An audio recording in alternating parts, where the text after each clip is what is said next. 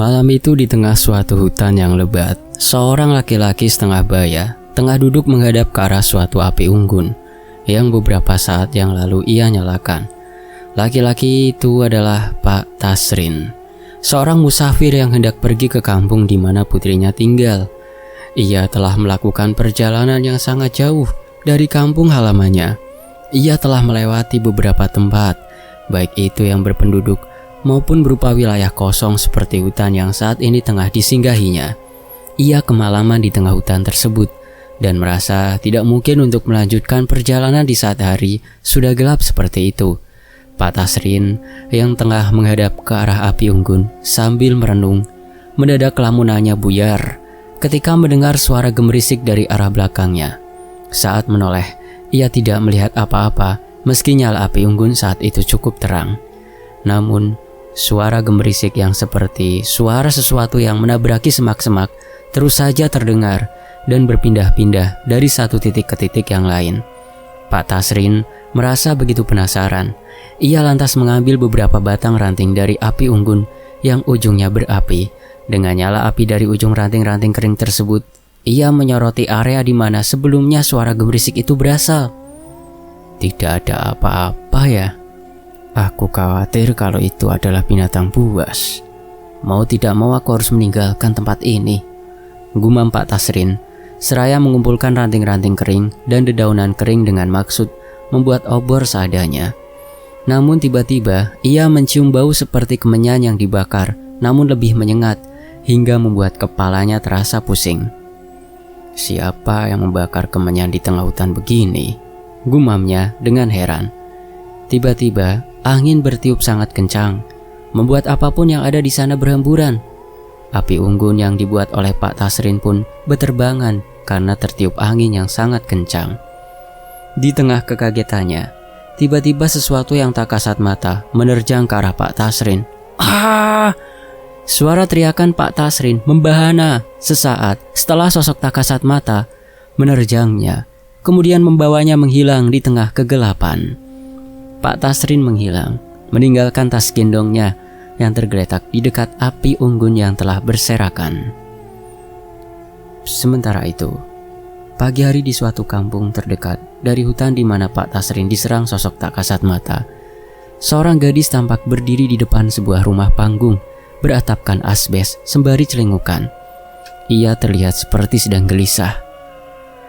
Kenapa mimpi itu seperti begitu nyata? Gumamnya sembari mengatupkan kedua telapak tangannya. Arsini, kamu ngapain di situ? Jangan berdiri di tengah jalan dong, nanti ketabrak orang bagaimana? Ujar seorang gadis yang muncul dengan sepedanya.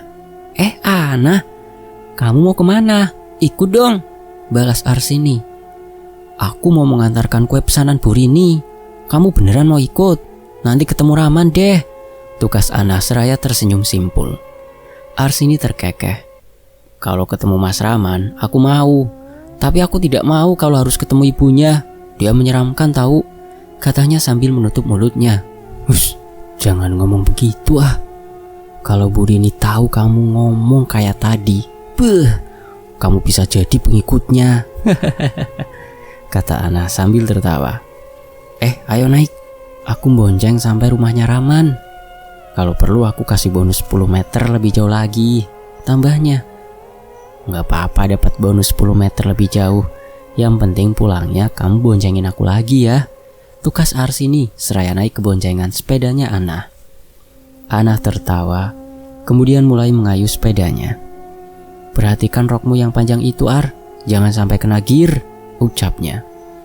Saat Ana mulai mengayuh sepeda dengan membonceng Arsini, tiba-tiba Arsini terjatuh dari boncengannya Ana. Arsini menjerit kesakitan ketika bokongnya terhempas menghantam tanah. Arsini, pekik Ana seraya menghentikan laju sepedanya. Ia lantas turun kemudian bergegas menghampiri Arsini. Kamu tidak apa-apa kan Ar? Kok kamu bisa jatuh begini sih? Kamu tadi pasti melamun, ucap Ana seraya memeriksa Arsini. Aku tidak apa-apaan. Iya nih, tadi aku seperti kehilangan kesadaran sebentar. Aku seperti melihat bapak sedang terbaring di bawah pohon beringin yang sangat besar, tukas Arsini Seraya bangun kemudian menepuk-nepuk roknya yang kotor karena terkena serpihan tanah. "Bapak, siapa yang kamu maksud, Ar? Pak Sunaryo?" Ana tampak penasaran dengan perkataan Arsini barusan. Arsini tidak menjawab, ia malah tercenung. Pak Sunaryo itu bukan ayah kandungku, beliau adalah ayah angkat. Aku belum bisa menceritakan soal ayah kandungku kepada Ana. Mungkin nanti saja aku ceritanya, ucap Arsini di dalam hatinya. Malah melamun. Ayo kita lanjutkan perjalanan, mumpung masih pagi, kata Ana. Suasana dingin, gelap, dan menyeramkan dirasakan Arsini ketika memasuki rumah itu bersama Ana. Bulu kuduknya terasa begitu merinding. Ia sempat mencium bau aneh seperti bau amis bercampur bau kemenyan. Awalnya Arsini tidak mau ikut serta masuk ke dalam rumah itu. Namun karena Ana memaksanya, ia pun terpaksa ikut masuk ke dalam rumah bercat dinding hitam mengkilat itu. Arsini celingukan seperti sedang mencari-cari seseorang atau sesuatu yang sempat dilihatnya. "Ar, udah sih, kenapa? Bu Rini tidak semenakutkan seperti yang kamu pikirkan kok. Ingat ada Rahman loh. Dia sedang merawat kebun kecilnya tuh," ucap Ana seraya melihat ke arah seorang pemuda yang sedang berkutat dengan polybag berisikan tanah yang telah dicampur dengan pupuk di halaman samping rumah. Arsini hanya meringis. Ia tidak menyahut perkataan Ana. Tak lama kemudian, tuan rumah muncul menemui Ana dan Arsini, seorang ibu-ibu berkebaya rapi seperti hendak pergi ke kondangan. Tiba di hadapan kedua gadis itu. Ia tampak menatap tajam ke arah kedua gadis berparas cantik itu. "Itu kuenya," ucapnya dengan nada seperti agak berdengung. "Iya Bu, ini kuenya. Saya antarkan sesuai pesanan Ibu," tukas Ana seraya menyerahkan kantong plastik besar berisi sekotak kue bolu karamel kepada Bu Rini. "Berapa harganya?" tanya Bu Rini seraya melihat ke arah Arsini, kemudian mendengus. "Itu harganya 20.000 Bu," tukas Ana. "Tidak 10.000 saja," kata Bu Rini seraya menatap ke arah Ana dengan tatapan seperti tidak senang. "Tidak bisa Bu, itu sudah harga pas Bu. Semua yang beli kue yang ini bayarnya juga segitu Bu," tukas Ana takut-takut. Ya sudah kalau tidak bisa ditawar, ini uangnya," kata Bu Rini seraya memberikan 10 lembar uang dengan nominal Rp2.000 kepada Ana. Ana tampak tertegun menerima lembaran-lembaran uang tersebut, sebab lembaran-lembaran uang itu tampak sangat lusuh, bahkan beberapa di antaranya sudah sobek-sobek. "Kenapa? Gak mau uang yang sobek? Gak mau uang yang lusuh? Dasar tidak tahu bersyukur," Bu Rini berkata ketus sembari melotot ke arah Ana. Ana dan Arsini pun saling pandang. Enggak kok Bu, uangnya tidak masalah kok. Ini masih laku kok. Warung juga masih mau menerima," tukas Ana ketakutan. Beberapa saat kemudian, setelah Ana dan Arsini keluar dari rumah Bu Rini, tampak perempuan pemilik rumah itu menatap ke arah kemana perginya Ana dan Arsini. "Gadis itu cocok untuk menggantikanku. Dia harus menikah dengan Rahman. Dia akan membangkitkan kembali kejayaan para penyembah Wawagor," ucapnya seraya tersenyum miring ala karakter antagonis di sinetron. Sementara itu Arsini dan Ana yang telah berboncengan di jalan. "Sumpah, tadi itu rasanya aku ingin bunuh diri saja, Ar. Kenapa sih harus ada orang seperti Bu Rini?" gerutu Ana. Arsini hanya bisa terkekeh mendengar gerutuan Ana. "Mungkin lain kali jangan kamu yang mengantarkan pesanan Bu Rini, An. Terlalu berbahaya buat para gadis jika mengantarkan pesanan ke dia," tukasnya. Ar, tadi dia melihatin kamu terus loh. Tatapannya itu persis seperti tatapan setan yang hendak memangsa. Aku jadi takut kamu akan dimangsanya," kata Ana membuat Arsini meninjunya di pinggang. "Kamu ngomong apaan sih, An? Jangan membuatku makin parno aja dengan perempuan aneh itu," ketus Arsini. "Aku cuma bercanda kok, Ar. Biar gak tegang karena habis ketemu orang aneh," tukas Ana. "Oh iya, Ar. Nanti sore kenalanku yang dari Jakarta akan datang ke sini loh. Dia ganteng banget. Di Facebook aja dia selalu jadi pusat perhatian para cewek. Tapi dari semua cewek yang naksir doi lebih memilih aku loh. Nanti aku kenalin kamu ke dia, Ar," tambahnya dengan penuh semangat. "Wah, keren tuh. Aku juga berteman sama dia, An. Dan aku jadi salah satu cewek yang patah hati karena dia lebih memilih kamu. Aku jadi penasaran apakah dia beneran ganteng atau gantengnya cuma di FB doang. Tukas Arsini seraya melihat ke arah suatu jalan setapak yang membelah suatu kebun singkong. Ia mengerutkan keningnya saat melihat seorang laki-laki sedang berjongkok sembari menggerogoti umbi singkong mentah. "An, berhenti dulu," ucapnya tanpa melepaskan tatapannya pada laki-laki yang sepertinya sedang kelaparan itu. Anah kemudian menghentikan sepedanya. Ia tampak penasaran. Ia pun turut melihat ke arah laki-laki itu. Arsini kemudian menghampiri laki-laki yang tampaknya berusia di atas 60 tahun. Laki-laki itu terlihat begitu lusuh dengan tubuhnya yang kurus serta berwajah begitu sayu, seperti sedang sakit keras. "Bapak nggak kenapa-napa?" ujar Arsini ketika tiba di hadapan laki-laki itu. Laki-laki itu menggeleng. "Bapak baik-baik saja, Neng. Bapak cuma agak sedikit lapar. Bapak tidak punya makanan. Terpaksa Bapak memakan singkong mentah." Ucap laki-laki itu membuat hati Arsini terasa seperti tersayat-sayat. "Bapak sepertinya sedang tidak baik-baik saja. Bapak mending ikut saya saja. Di rumah saya ada cukup makanan. Bapak ikut saya ya," ucap Arsini seraya berjongkok di hadapan laki-laki itu. Laki-laki itu menatap ke arah Arsini. Tampak sepasang matanya yang sayu meneteskan butiran air mata. Ia sepertinya merasa terharu dengan tawaran Arsini. "Mari Pak," ucap Arsini disambut anggukan laki-laki itu. Singkat cerita, bapak-bapak rapuh itu mau diajak ke rumah oleh Arsini. Sesampainya di rumah, Arsini memberi makan bapak-bapak itu hingga kondisinya semakin membaik. Namun, setelah selesai makan, tiba-tiba bapak itu jatuh pingsan. Itu terjadi setelah ia berpamitan akan pergi. Kita tidak bisa membiarkannya pergi dalam kondisinya yang tidak memungkinkan seperti ini, Ar. Ia bukan warga kampung sini. Bapak akan mengumumkan soal bapak ini kepada warga. Mungkin ada yang tahu bapak ini, ujar Pak Sunaryo seraya mengambil handphonenya dari saku.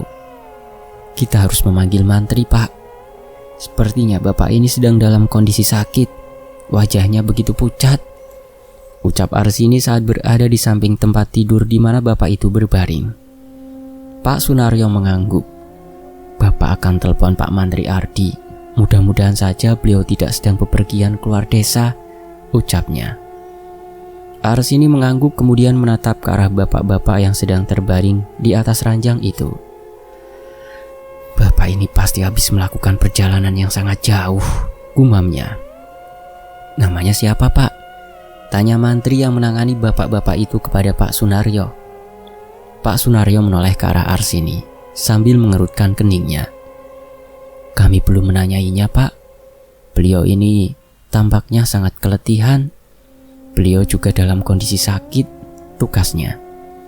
Percakapan itu terjadi setelah Pak Mantri datang untuk memeriksa kondisi bapak-bapak tersebut. Ia merasa perlu untuk mengetahui siapa nama pasiennya itu untuk pendataan.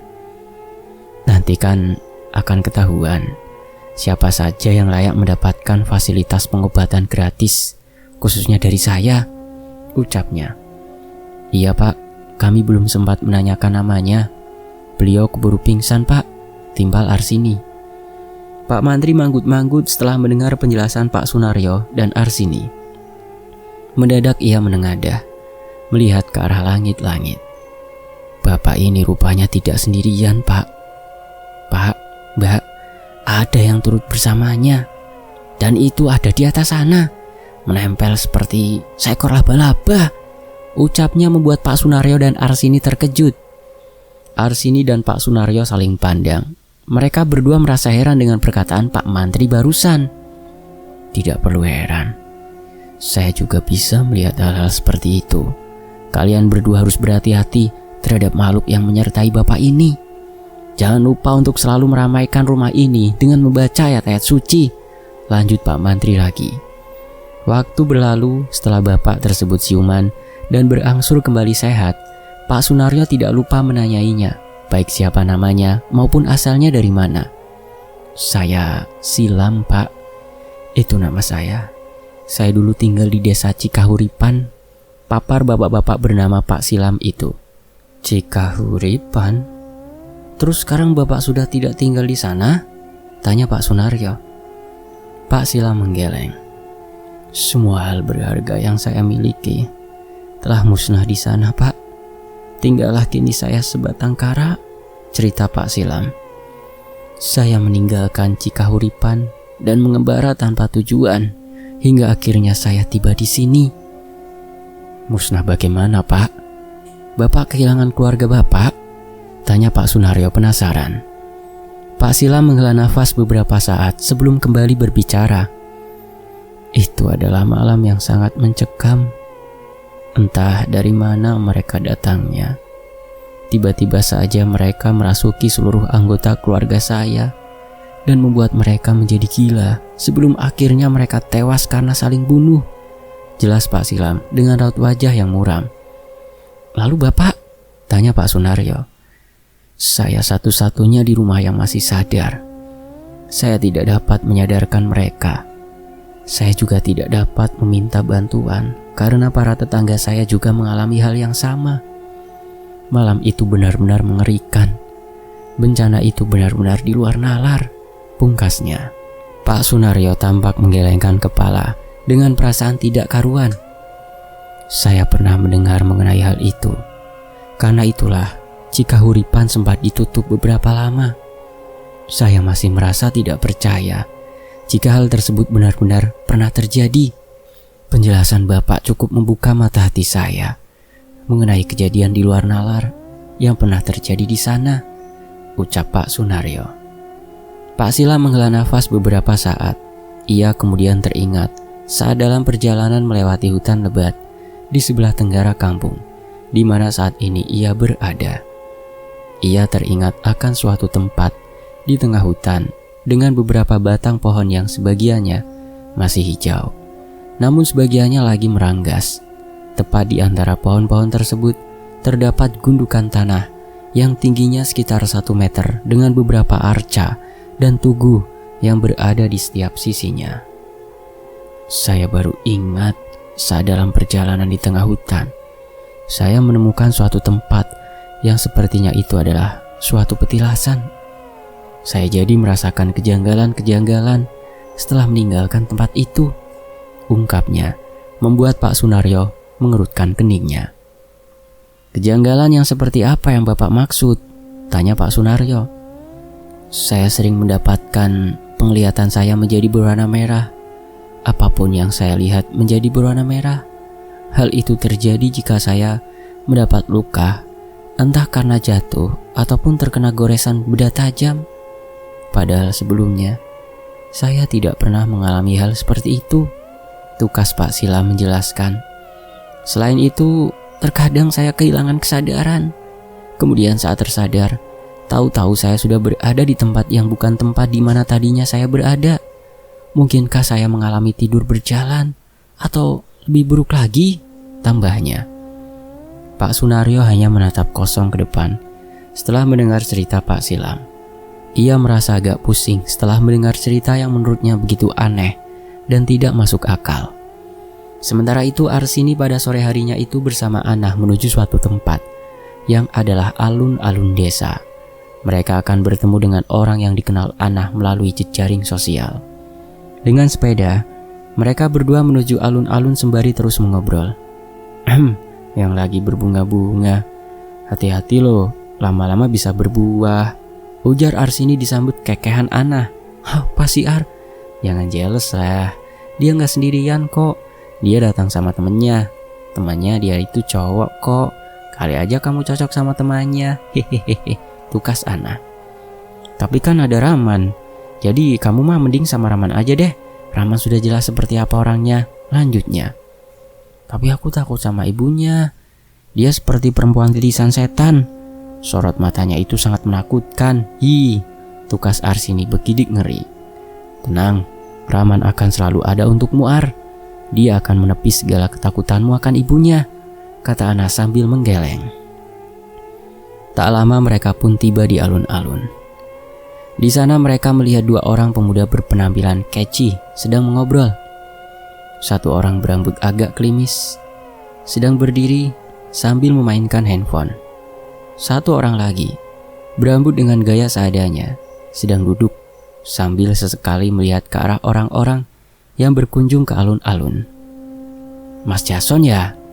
tegur Anah ketika tiba di hadapan dua pemuda itu. "Hai, kamu?"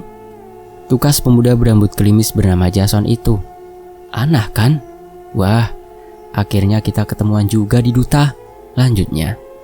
Anah tampak tersenyum sumringah sembari bersalaman dengan Jason. Ia kemudian memperkenalkan Arsini. Jason pun sebaliknya memperkenalkan temannya yang sedari tadi hanya menyimak sambil tersenyum. "Dia Saka, temanku yang juga sama-sama dari Jakarta. Aku ajak dia karena aku gak berani pergi sendiri.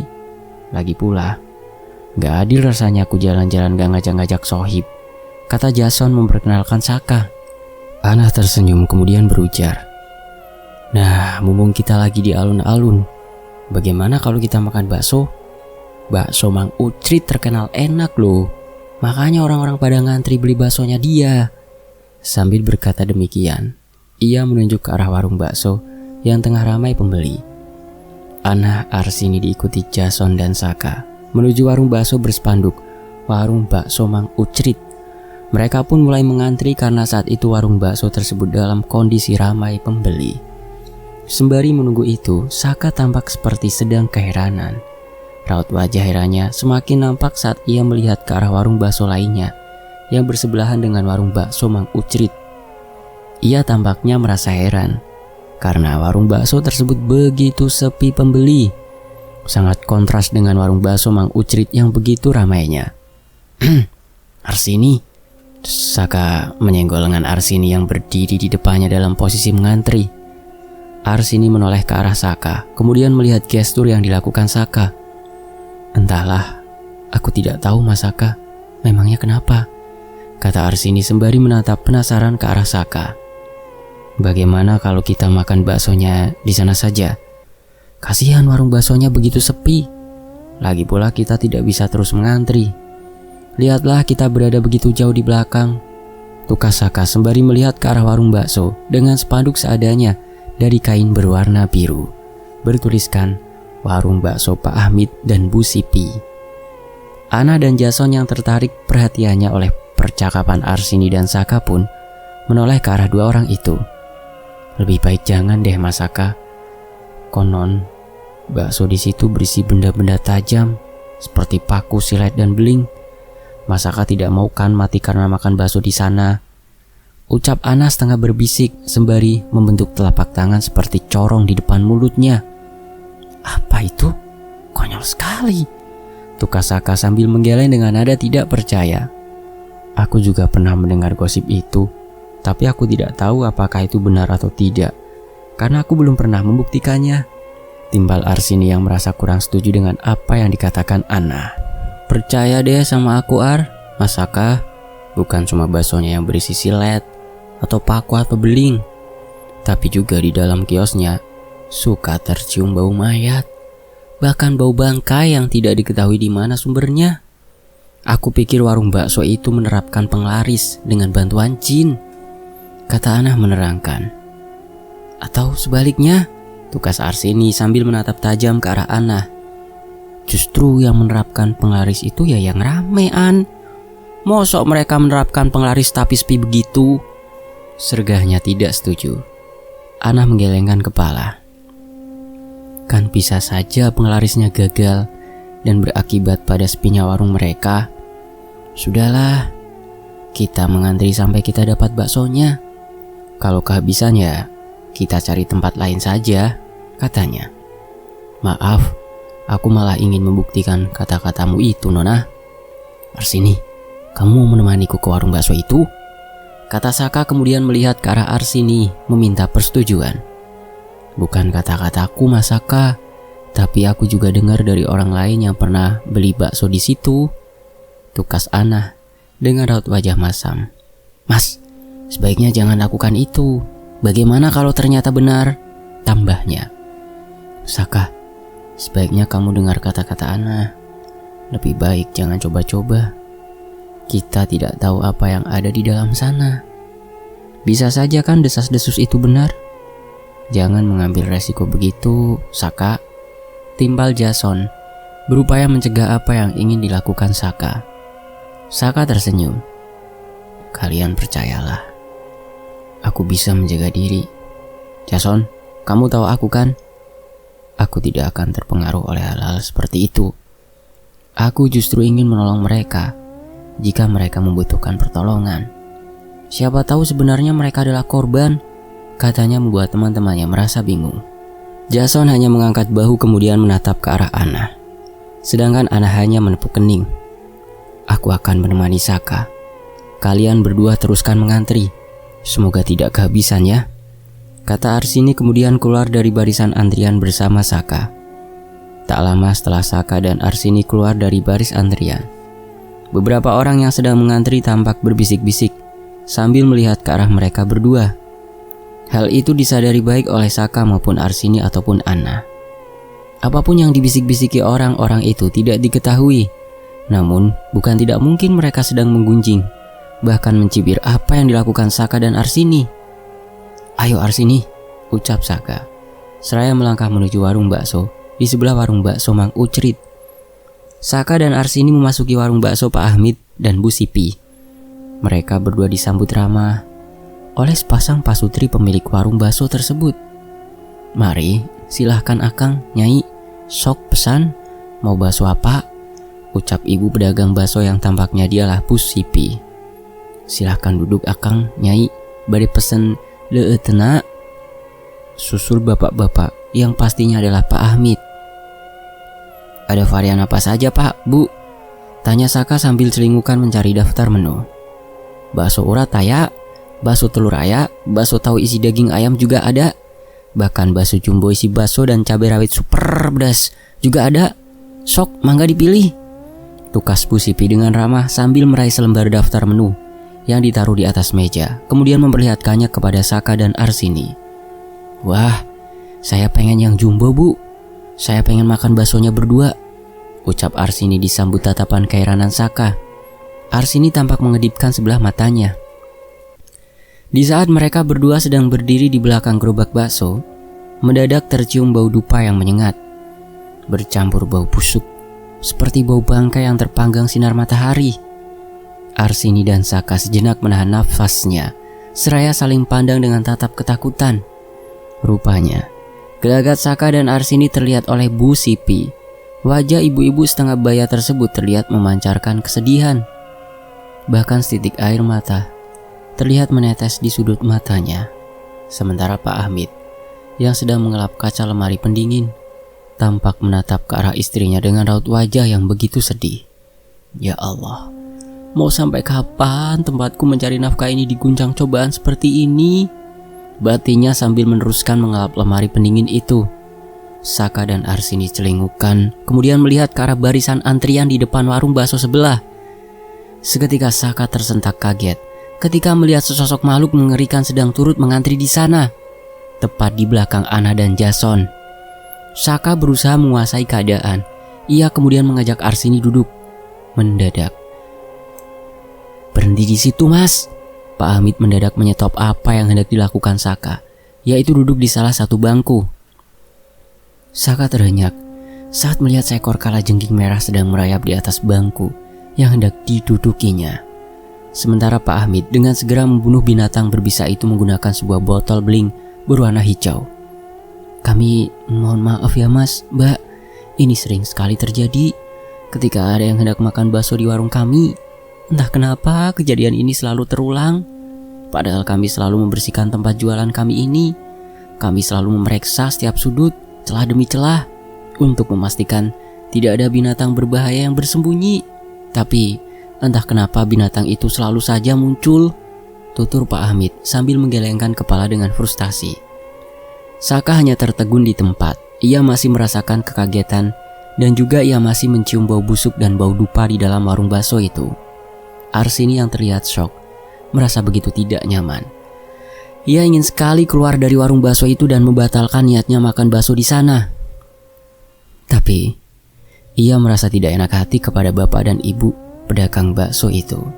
Sementara Saka mengedarkan pandangan ke setiap sudut ruangan warung bakso milik Pak Hamid dan Bu Sipi itu.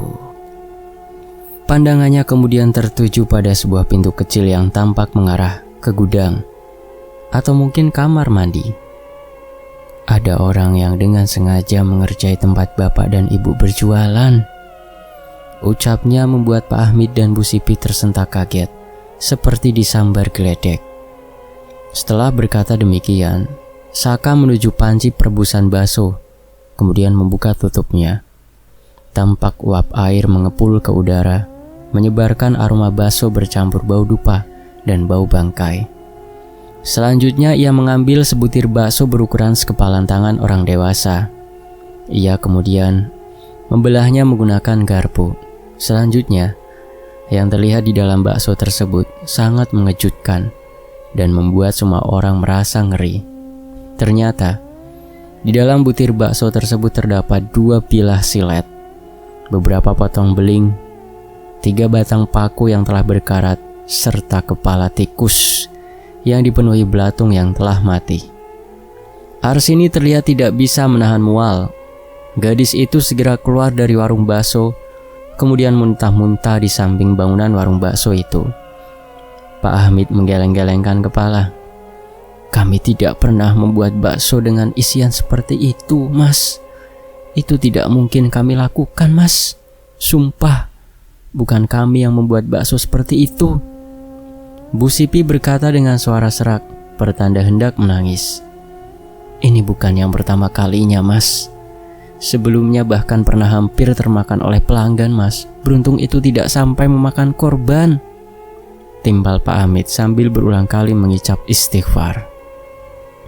Saka kemudian membungkus bakso menjijikan dan juga mengerikan itu dengan tisu, kemudian memasukkannya ke dalam kantong plastik. Saya tahu, ini terjadi karena ada orang yang ingin menyingkirkan warung bakso kalian karena dia merasa tersaingi. Saya akan menemukan siapa pelakunya, Pak. Hanya saja setelah ini, Bapak dan Ibu harus berhati-hati. Jangan sampai salah melangkah. Percayalah, gangguan yang merongrong tempat usaha Bapak dan Ibu akan segera pergi.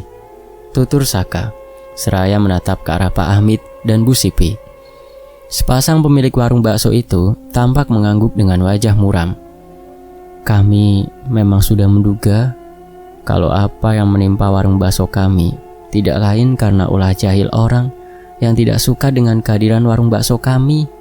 Tapi kami tidak tahu siapa pelakunya. Kami juga tidak mungkin menuduh pemilik warung bakso lain yang lokasinya berdekatan. Kami selalu berprasangka positif terhadapnya. Tidak mungkin ia sekeji itu. Pasti orang lain pelakunya, ucap Bu Sipi seraya menatap ke arah luar warung bakso. Saka tersenyum. Siapapun itu pelakunya, semoga ia segera bertobat dan menghentikan praktik kotornya. Jangan sampai ia terus seperti itu hingga ketahuan masyarakat dan dihakimi massa. Oh ya, jika Bapak dan Ibu butuh bantuan saya, Bapak dan juga Ibu bisa telepon saya, ucapnya, seraya memberikan selembar kartu nama kepada Pak Hamid. Terima kasih, Nak Saka. Kami merasa sangat berterima kasih atas bantuan Nak Saka. Semoga saja tempat usaha kami ini segera bebas dari kungkungan kejahatan orang yang dengki, tukas Pak Hamid seraya melihat kartu nama itu.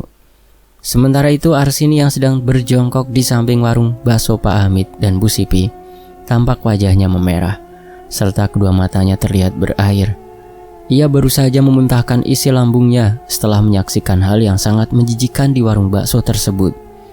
Ia tampak berusaha mengontrol dirinya, meski ia merasa pandangannya agak berkunang-kunang. Ini benar-benar mengerikan. Aku pikir apa yang dikatakan Ana tidak benar.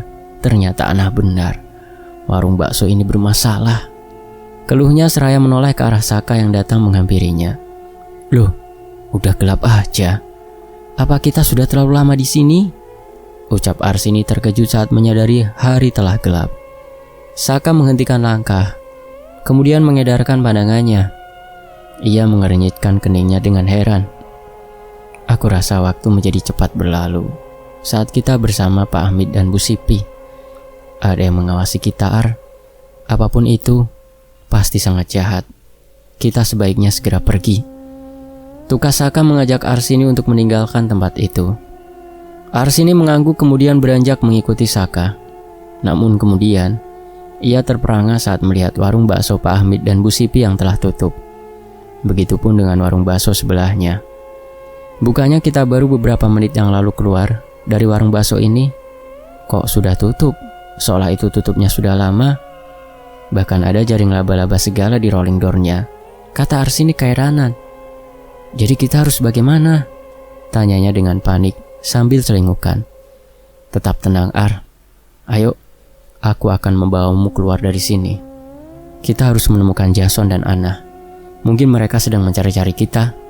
Tukas Saka seraya membimbing Arsini menuju tempat di mana tadi sore mereka bersama Anna dan Jason. Mereka tidak ada di sini, ucap Arsini ketika tidak melihat siapapun di tempat itu. Meski cahaya lampu menerangi area itu, tidak terlihat seorang pun yang berada atau hanya sekedar melewati tempat itu. Alun-alun juga dalam kondisi sepi dan gelap karena beberapa lampu penerangannya tidak menyala. Arsini mengadu saat kedua kakinya terantuk benda keras yang tergeletak di atas tanah. Kenapa, Ar? Biar aku lihat. Di bawah ternyata gelap juga, padahal area sini masih terkena cahaya lampu, kata Saka seraya menyalakan senter smartphone-nya. Saka kemudian menyorotkan senternya ke arah kaki Arsini, tepatnya ke area berpaving block yang dipijaknya. Betapa terkejutnya ia saat melihat benda yang membuat Arsini tersandung. Begitupun dengan Arsini yang tersandung benda tersebut. Rupanya itu adalah sebuah tengkorak manusia yang telah mengapur dengan bagian batoknya berlubang di beberapa bagian.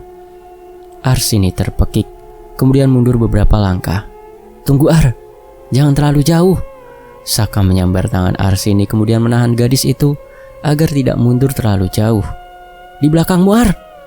Arsini tidak berucap apa-apa ketika sesosok menakutkan berwujud seorang perempuan berambut panjang berantakan dengan wajah menghitam serta sepasang matanya yang kopong, tengah merentangkan kedua tangannya yang ringkih dan kurus kering, hendak meraihnya dari belakang. Ar, jangan diam saja, ayo kita pergi. Saka menarik Arsini sekuat-kuatnya, sehingga membuat gadis itu terjatuh hingga menabraknya. Alhasil Arsini secara tidak sengaja jatuh ke pelukan Saka. Saka menjadi gelagapan karena hal itu. Ia pun segera melepaskan pelukan Arsini dan membawa gadis itu pergi menjauh dari sosok menakutkan yang kini tengah mengejar mereka berdua. Kenapa bisa jadi begini sih? Padahal tadi sore tempat ini ramai sekali. Sekarang kok tempat ini malah sepi dan berhantu. Padahal kan kita belum terlalu lama di sini, kata Arsini setengah menggerutu. Aku akan menjelaskan fenomena ini nanti, Ar. Tentu setelah kita berada di tempat yang aman. Tukas Saka seraya menoleh ke belakang. Sosok itu terus mengikuti kita. Apa maunya dia? Atau apa mau orang yang mengirimnya? Apa seorang itu tahu bahwa dia sedang aku selidiki? Lanjutnya. Di saat sosok demit bermata kopong itu semakin dekat dengan posisi Saka dan Arsini, mendadak seorang muncul di hadapan mereka berdua. Seorang kakek-kakek berpakaian garis-garis vertikal berwarna hitam dan mengenakan udeng-udeng berwarna hitam. Kalian segera kemarilah. Berlindunglah di belakang kakek. Kakek akan menghalau demit kiriman orang usil itu, ucap kakek-kakek itu seraya merentangkan tangan kanannya ke arah sosok demit bermata kopong. Sosok itu mendadak berhenti, kemudian terdengarlah suara seorang bergema, seolah-olah keluar dari mulut sosok itu, meski dia tidak terlihat menggerakkan bibirnya yang rusak itu. Apa maumu mencampuri urusanku? Kirawuk, kau adalah seorang begawan yang jahat dan zalim, tapi berlagak seperti orang baik yang ingin menjadi pahlawan. Kau munafik, Kirawuk. Menyingkirlah dari jalanku untuk menghabisi orang-orang yang coba-coba ingin mengusikku. Aku memang bukan orang baik, tapi setidaknya aku masih bisa berbuat baik, bukan? Tidak seperti dirimu yang sepanjang hidupmu tidak pernah ada kebaikan sama sekali. Seharusnya kau yang pergi dan jangan mengganggu para manusia yang hidup normal, balas Kirawuk seraya menatap tajam ke arah sosok demit bermata kopong. Persetan denganmu, Kirawuk. Jangan pernah berpikir aku akan menuruti perintahmu hanya karena kamu adalah ayahku. Tidak akan. Balas suara itu dengan suara menggelegar. Ayah tirimu lebih tepatnya. Kau bukan darah dagingku, tapi aku masih menganggapmu sebagai anakku karena permintaan ibumu. Berhentilah menjahati orang lain, terutama mereka yang hidup normal. Kembalilah ke tungtung dunia, dan jangan lagi membuka portal menuju dunia manusia lagi, atau aku akan mengurungmu ke dalam perut bumi. Tukas Kirawuk dengan nada mengancam. Sosok di balik demit bermata kopong itu tidak menyahut. Hening, seolah sosok itu tidak lagi bisa membalas kata-kata Kirawuk. Mendadak, sosok demit itu melesat kencang ke arah di mana Saka dan Arsini berada. Sosok itu melesat, kemudian meliuk untuk menghindari sosok Kirawuk yang menghalangi keduanya. Sudah kubilang, jangan ganggu mereka. Kirawuk menangkap pergelangan kaki kanan demit itu, kemudian membantingnya dengan keras. Bum. Mendadak Arsini terbangun dan mendapati dirinya tengah berada di atas tempat tidur di tengah rumahnya. Ia celingukkan, kemudian melihat Pak Sunaryo sedang menatapnya dengan cemas. Arsini, kamu sudah siuman, nak? Ucap Pak Sunaryo kemudian mendekat ke arah Arsini. Ini, kok aku ada di sini? Arsini tampak kebingungan. 5 jam yang lalu, kamu pingsan di depan warung bakso Pak Ahmed dan Bu Sipi, Ar. Sebenarnya apa sih yang sedang kamu lakukan di sana, Ar? Kamu tidak tahu kalau warung bakso itu angker? Pak Sunaryo menatap penasaran ke arah Arsini. Arsini hanya bisa menatap bingung ke arah Pak Sunaryo. Di mana Mas Saka, Pak? Aku ke warung bakso itu sama dia, katanya sambil celingukan. Tamu Pak Suden itu, dia juga ditemukan pingsan di tempat di mana kamu pingsan, Ar. Bapak pikir kalian berdua dikerjai demit yang menunggui warung bakso itu. Kamu kenal dia, Ar? Tukas Pak Sunaryo. Kami baru berkenalan tadi sore, Pak. Arsini cuma menemani Mas Saka mengunjungi warung bakso yang kata Mas Saka sangat aneh dan mencurigakan. Arsini kemudian menceritakan kejadian yang dialaminya bersama Saka saat memasuki warung bakso itu. Pak Sunaryo tampak mendengarkan dengan seksama apa yang diceritakan oleh Arsini. Benar, kalian berdua dikerjai demit penunggu warung bakso itu. Masih beruntung ada orang yang menolong kalian berdua. Lain kali jangan lakukan itu lagi, Ar. Kalian berdua bukan orang sakti yang kebal terhadap serangan demit. Demit penunggu warung bakso itu terlalu kuat untuk dihadapi. Bahkan sekelas Pak Tamrin pun menyerah. Katanya demitnya terlalu kuat, kata Pak Sunaryo memaparkan. Pak Sunaryo kemudian mengerutkan keningnya, kemudian memicingkan kedua matanya saat mendengar suara burung gagak dari kejauhan. Suara burung gagak yang seperti ini sangat jarang terdengar. Sekalinya terdengar, besoknya ada rojo pati. Kalau sampai itu terjadi, kampung ini akan terasa menjadi sangat mencekam. Semoga saja tidak terjadi hal-hal yang tidak diinginkan di kampung kita ini, ucapnya dengan was-was. Saat itu hari beranjak siang. Di halaman belakang suatu rumah berdinding bata yang tidak diplester, tampak Ana sedang menjemur beberapa potong pakaian yang telah ia cuci di tali gantungan yang direntangkan dari satu batang pohon ke batang pohon lainnya. Ia menjemur pakaian sembari bernyanyi-nyanyi dengan nyanyian yang agak membuat kening mengernyit bagi siapapun jika ada yang mendengarnya. Ketika sedang menjemur pakaian itulah, tiba-tiba seseorang memeluknya dari belakang. Bahkan orang tersebut berani melakukan perbuatan tidak senonoh terhadap Ana. Apa yang kamu lakukan? Pekik Ana sesaat sebelum pemandangan menjadi buram, kemudian menghitam, gelap, tanpa apapun yang terlihat. Hingga kemudian, tampak Arsini datang dan memergoki seseorang yang sedang memperkosa, kemudian membunuh Ana, sahabatnya itu. Arsini terkejut bukan kepalang saat melihat hal itu. Selanjutnya sahabatnya itu tergeletak begitu saja tidak berdaya di atas tanah dalam kondisi berdarah-darah dengan setengah pakaiannya telah terlucuti. Jason yang kepergok langsung mengambil potongan batang kayu yang sebelumnya ia gunakan untuk menghabisi Ana. Ia menderu ke arah gadis itu dengan potongan kayu yang siap digunakannya untuk menghabisi Arsini. Kau pun akan mati. Tidak akan ada yang bisa menjebloskan aku ke penjara, ucapnya dengan nafas menderu. Jason yang sudah terhasut bujukan setan sudah tidak memikirkan apapun lagi selain keamanan dirinya. Ia benar-benar akan menghabisi orang yang memergokinya. Arsini yang dalam kondisi panik segera mengambil langkah 1000, namun kakinya tersandung akar pohon hingga ia pun jatuh terlungkup. Maka jika melihat Arsini yang gagal melarikan diri, sudah dapat dipastikan jika gadis itu tidak akan selamat dari serangan Jason yang telah kesetanan. Namun Arsini rupanya masih diberi kesempatan untuk hidup oleh Tuhan. Hal itu terjadi karena seseorang tiba-tiba datang menghalau Jason. Bahkan orang tersebut menjadi tameng bagi Arsini ketika serangan Jason mengarah kepadanya. Akibatnya, orang tersebut menggelepar kesakitan. Potongan kayu itu telah membuat laki-laki tua yang ringkih itu jatuh tidak berdaya. "Pak Silam!" teriak Arsini dengan panik saat melihat laki-laki tua itu tengah sekarat akibat menjadi tameng bagi Arsini dari serangan Jason. "Lari, Neng, lari!" teriak Pak Silam dengan nafasnya yang hampir terputus. "Jangan sia-siakan apa yang telah saya lakukan ini," lanjutnya dengan mulut yang melelehkan darah. "Tapi Pak," ucap Arsini merasa tidak tega untuk meninggalkan laki-laki itu. Namun Arsini segera pergi ketika Pak Silam memberi isyarat agar ia segera lari. Di saat Jason hendak mengejar Arsini, Pak Silam memeluk kuat-kuat kaki kiri laki-laki kesetanan itu hingga membuatnya tidak dapat mengejar gadis itu. "Bangsat, matilah kau tua bangka!" Dengan sumpah serapah, Jason menghabisi Pak Silam dengan potongan kayu yang sangat keras itu. Laki-laki malang itu pun menyusul Anah menjadi korban keganasan pemuda yang baru dikenal gadis itu 2 hari yang lalu. Arsini lari pontang-panting dengan perasaan kaget, takut bercampur kemarahan yang sangat amat. Ia benar-benar tidak menyangka jika sahabatnya akan pergi untuk selamanya dengan cara mengerikan seperti itu. "Anah, maafkan aku yang terlambat datang. Seharusnya aku datang lebih cepat.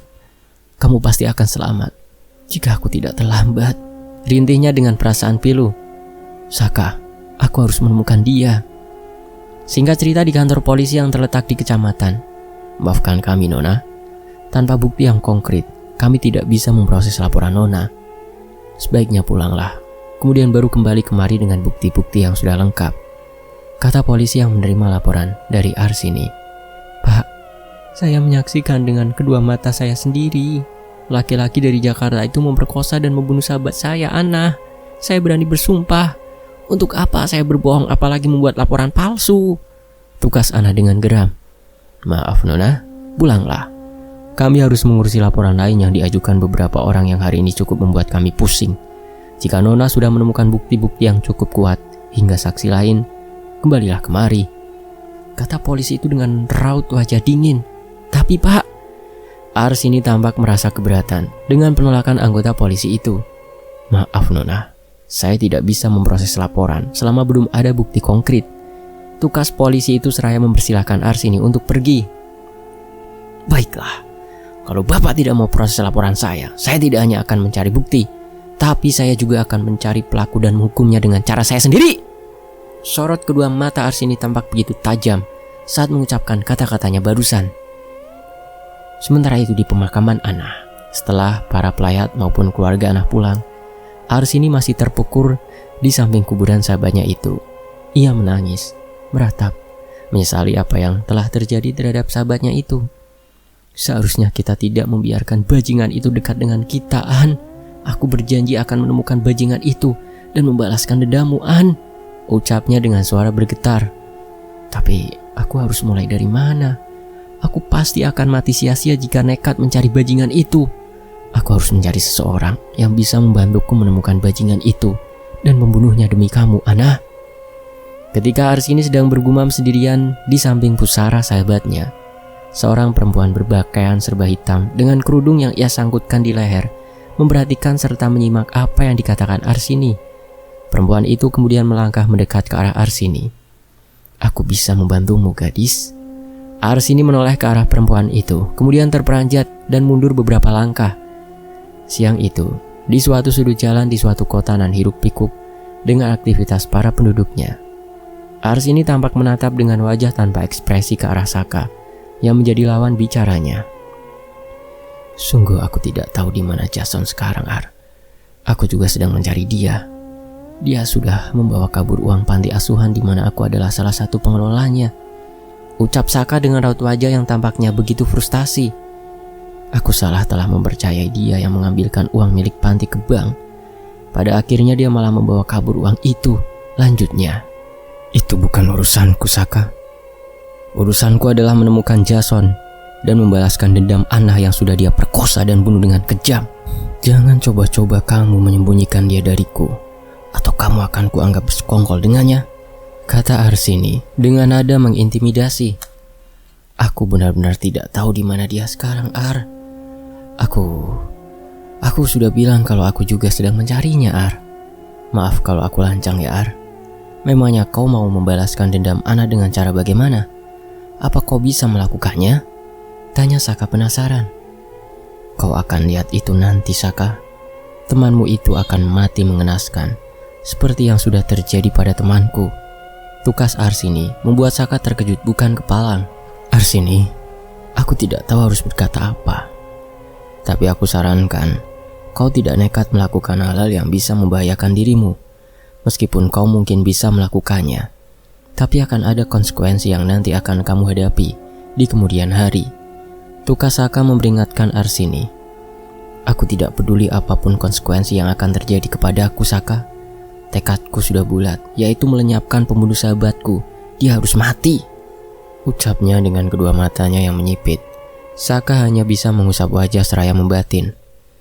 Arsini sudah termakan bujukan perempuan itu. Apa yang harus aku lakukan? Tidak heran sih ia bisa termakan bujukan perempuan itu. Tekadnya membalaskan dendam Anna memang sudah melampaui akal sehatnya. Malam itu tepat di belakang rumah milik Burini, yakni ibunya Raman. Tampak Arsini yang telah mengenakan setelan kebaya berwarna merah sedang berdiri terpaku di depan suatu gapura yang terbuat dari batu yang dipahat menjadi seperti bata. Sementara di belakangnya Burini sedang menatap ke arahnya sambil tersenyum sinis. Aku berhasil mendapatkan calon penerusku. Dengan begini, aku tidak perlu khawatir lagi karena ketiadaan calon penerusku. Sekarang saatnya aku membawa gadis ini ke petilasan begawan sakti di tungtung dunia, batinya. Arsini tanpa menoleh ke arah Burini mulai menggerakkan bibirnya yang bergincu merah. Bisa kita mulai, Bu? Saya harus membalas kematian sahabat saya. Kepada orang itu, dia juga harus mati dalam keadaan yang lebih tersiksa lagi. Burini masih tersenyum sinis kemudian berkata, percayalah sama ibu, pembunuh sahabat kamu akan mati mengenaskan. Tentu saja kamu akan menyaksikannya sendiri. Arsini mengangguk kemudian melangkahkan kedua kakinya melewati gapura batu yang berdiri di halaman belakang rumah Burini, diikuti sang pemilik rumah itu. Sementara di balik pintu belakang rumah itu tampak seorang pemuda mengintip ke arah kedua orang itu. Aduh, bagaimana ini? Arsini benar-benar nekat. Dia tidak mau mendengarkanku. Apa yang harus aku lakukan? Aku harus menemui Saka. Mudah-mudahan ia bisa membantuku mencegah Arsini melakukan hal gila itu. Dia gak boleh mengikuti kemauan ibu, karena dia mau tidak mau akan menjadi penerusnya sebagai abdi wawagor. Batinnya seraya beranjak meninggalkan tempat itu. Sementara Arsini dan Burini telah menghilang di balik gapura di halaman belakang rumah itu. Kembali pada Arsini dan Burini yang telah berada di suatu tempat yang dipenuhi dengan pohon beringin serta dipenuhi kabut asap berbau aneh. Bau dari kabut asap begitu menyengat, membuat siapapun yang mencium bau itu akan merasa pusing-pusing. Di sana, ucap Burini seraya menunjuk ke arah suatu area yang diapit 4 pohon beringin yang berukuran lebih kecil dari pohon-pohon lainnya. Di atas area itu terdapat 4 buah tugu kecil yang berdiri di setiap sudutnya. Arwah begawan kuno, kami datang menemuimu. Setelah berkata demikian, Burini menoleh ke arah Arsini. Reaksi yang terjadi begitu tidak terduga karena tiba-tiba kedua mata Arsini membeliak hingga yang terlihat hanya putihnya saja. Tubuhnya juga terangkat tinggi ke udara. Terimalah dia sebagai calon penerusku, Eyang, kata Burini dengan suara bergetar.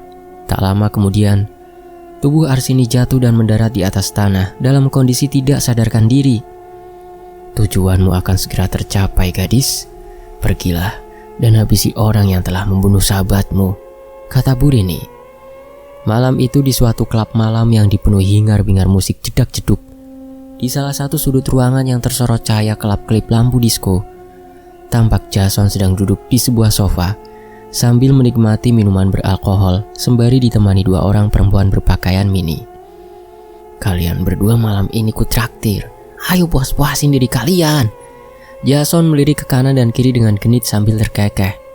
Gak mau paling bohong lagi. Aku tahu orang seperti kamu bisa nyanyi mengubar janji, tukar salah seorang perempuan. Jason terbahak-bahak sambil menepuk-nepuk bahu perempuan yang baru menjawabnya. Sekarang aku serius loh. Ayolah pesan, buruan Sel. Tak, jangan sampai menyesal loh, ucapnya sambil mereguk minumannya. Di saat itu, perhatian Jason teralihkan pada seorang perempuan yang baru datang masuk ke dalam klub malam. Saat wajah perempuan itu semakin terlihat jelas, Jason menjadi sangat terkejut. Benar-benar terkejut seolah ia baru saja disambar geledek. Tidak mungkin. Apa mataku sudah rusak ya? Jason terengah-engah melihat ke arah sosok perempuan itu. Beberapa lama kemudian, Jason berada di depan pintu toilet perempuan setelah sebelumnya ia membuntuti perempuan yang sangat membuatnya penasaran sekaligus merasa ngeri. Tidak mungkin itu Ana. Tapi apa iya? Ada orang yang wajahnya sama dengannya. Bagaimana kalau dia benar-benar Ana? Tapi tidak mungkin dia masih hidup. Aku sudah memastikan kalau perempuan menyedihkan itu sudah mati, katanya dalam hati sambil terus menunggu perempuan yang dimaksud keluar dari toilet. Lama Jason menunggu, namun yang ditunggu tidak kunjung keluar. Bahkan tidak ada pengunjung klub lainnya yang keluar dari toilet itu. Hal itu membuat Jason tidak sabar. Ia pun tanpa permisi langsung masuk ke dalam toilet perempuan, kemudian membuka setiap bilik yang ternyata telah kosong. Tidak mungkin. Padahal aku melihat sendiri Ana masuk ke dalam sini. Aneh, benar-benar aneh, rutuknya dengan dongkol. Saat berbalik hendak keluar, mendadak pintu toilet yang dalam kondisi tertutup tidak dapat dibuka. Jason terkunci di dalam toilet perempuan. Jason berusaha membuka pintu toilet namun nihil. Ia pun menggedor-gedor pintu sambil berteriak. Siapapun yang berada di luar, tolong bantu buka pintu ini.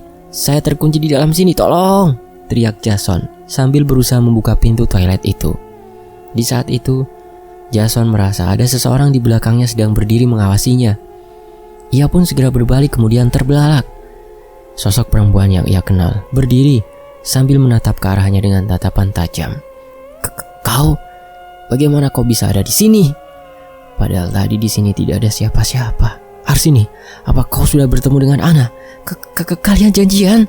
Jason berkata dengan tergagap sambil melihat ke arah Arsini yang masih berdiri membisu. Sejenak Jason melihat ke arah benda yang rupanya sejak tadi dibawa oleh Arsini. Itu adalah dudukan WC duduk yang sepertinya Arsini dapatkan dari salah satu WC di situ.